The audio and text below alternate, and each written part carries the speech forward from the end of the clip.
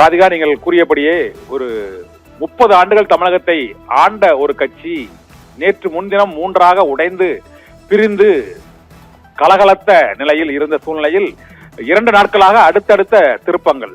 அதிமுக எம்எல்ஏக்கள் ராஜினாமா, அதை தொடர்ந்து CV சண்முகம் SP வேலுமணி அணியிலிருந்து EPS அணிக்கு அணிதாவல், அதன் பின்னர் தமிழக வெற்றி கழகத்தின் தரப்பில் அமைச்சர் பதவி தாவேக்காவில் இணையாவிட்டால் கிடையாது என்று அவர்கள் திட்டவட்டமாக அறிவித்தது. இந்த 3 புள்ளிகளின் அடிப்படையில் தான் இந்த அதிமுக ஒன்றிணைவு முயற்சி வெற்றிகரமாக நடைபெற்றிருக்கிறது என்பது தெரிய வந்திருக்கிறது. அதன் முதல் கட்டமாக தமிழக வெற்றி கழகத்தின் சார்பாக இந்த அதிருப்தி எம்எல்ஏக்களாக இருந்து நம்பிக்கை வாக்கெடுப்பில் ஆதரித்து வாக்களித்த அந்த 25 சட்டமன்ற உறுப்பினர்களில் 4 அல்லது 5 பேருக்கு அமைச்சர் பதவி இப்போது வழங்க இயலாது, சட்ட ரீதியான சிக்கல் இருக்கிறது. நீங்கள் எம்எல்ஏ பதவியை ராஜினாமா செய்தால் உங்களுக்கு அமைச்சர் பதவி வழங்கப்படும், தேர்தல் முடிவடைந்த பிறகு என்ற உறுதிமொழி வழங்கப்பட்டது. அதற்கு CV Shanmugam, SP Velumani, KP Anbazhagan, Vijayabaskar, Natham Viswanathan உள்ளிட்ட 50 தலைவர்கள், மிக முக்கியமான தலைவர்கள் Natham Viswanathan, Vijayabaskar, CV Shanmugam, SP Velumani, Thangamani, KP Anbazhagan உள்ளிட்ட தலைவர்கள் இதனை ஏற்றுக்கொள்ள இயலாது, நாங்கள் தமிழக வெற்றி கழகத்தில் இணைந்து மீண்டும் அந்த தொகுதியில் இணைய முடியாது என்று அவர்கள் தெரிவித்து விட்டார்கள். இதனால் இப்போது புதிய நிபந்தனைகள் விதிக்கப்பட்டன 2 அணிகளிலும்.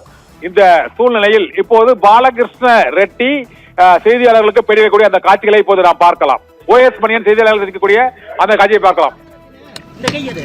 அனைத்து இந்திய அண்ணா திராவிட முன்னேற்ற கழகத்தினுடைய பொதுச் செயலாளர் எடப்பாடியார் அவர்களை சந்தித்து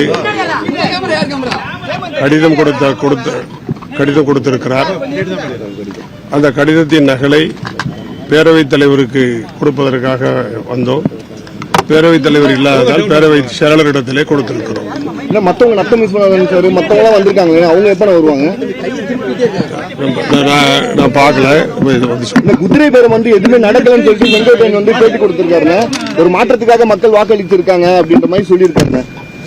கீழ்த்தளத்தில் 3 உறுப்பினர்கள் ராஜினாமா கடிதம் கொடுத்துக் கொண்டிருக்கிறார்கள். அடுத்த 10 நிமிடத்தில் மேல்தளத்தில் மாண்புமிகு அமைச்சர் அவர்களை சந்தித்து பொன்னாடை போட்டப்படுகிறது. மாற்றி அவர்களும் பொன்னாடை போட்டுகிறார்கள், உறுப்பினர் கார்டு வழங்குகிறார்கள் என்று சொன்னால் இதற்கு பெயர் என்ன? இதற்கு பெயர் தான் குதிரை பேரம். அடுத்த நகர்வு ஏதாவது எம்எல்ஏக்கள் வரதுக்கு வாய்ப்பு இருக்கிற மாதிரி உங்களுக்கு ஏதாவது தெரியுதானே? இங்க தாவேகா பக்கம் அந்த மாதிரி எல்லாருமே இங்க பொதுச்செயலாளர் பக்கம் தான் இருக்கிறாங்க.